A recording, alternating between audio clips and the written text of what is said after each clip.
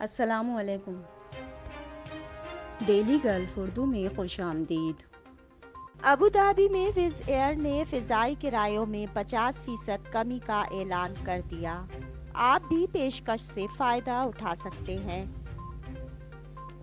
तफसीलात के मुताबिक मुत्तहिदा अरब अमारात की एयरलाइन विज़ एयर अबू धाबी ने एक दिन के लिए फ़िज़ाई किरायों में हैरत अंगेज़ कमी की पेशकश की है।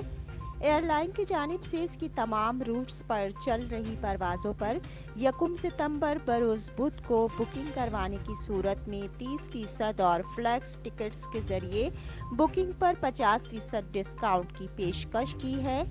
इसके अलावा एयरलाइन PCR टेस्ट पर भी रियायत की पेशकश कर रही है।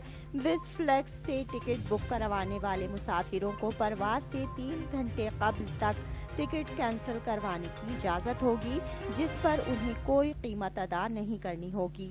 एयरलाइन उन्हें फौरी तौर पर इनकी 100% रकम वापस करने की मजाज होगी। एयरलाइन बहुत से मकामात पर परवाजें ऑपरेट कर रही है। अब तक के लिए इतना ही। अगले बुलेटिन तक के लिए खुदा हाफिज।